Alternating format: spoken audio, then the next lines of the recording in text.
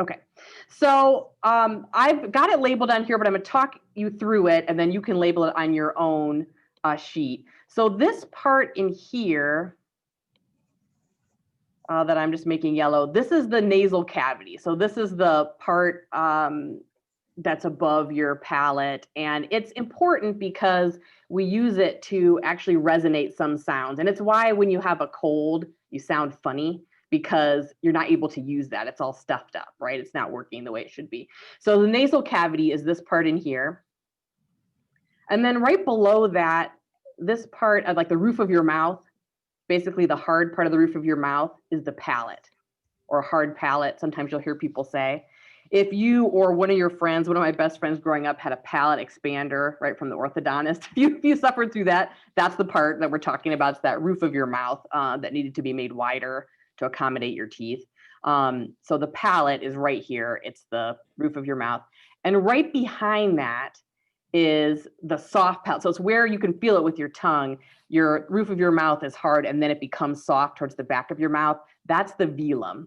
Or sometimes you'll hear people talk about it as the soft palate. So hard palate, soft palate. But the technical word that they use in linguistics is velum.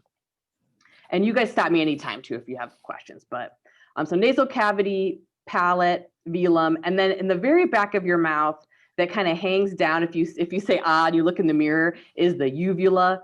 I've seen it in cartoons where if someone's singing opera or someone's screaming, it'll close up on their open mouth and you see that waggling in the back. That's the uvula. So that's way in the very back of the mouth. It's this part right here that hangs down. Then the tongue, and it won't surprise you at all that we use the tongue in making sounds, right? Because we use it in all kinds of different ways, and we'll talk about that in a second when we talk about some specific sounds. Use it in all different positions, right? It kind of moves all around in our mouth while we're making sounds.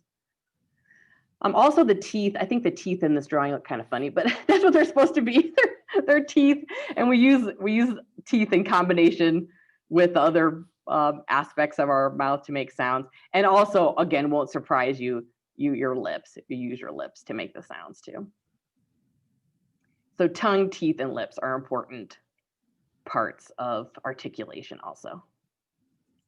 And then I'm just scrolling down here.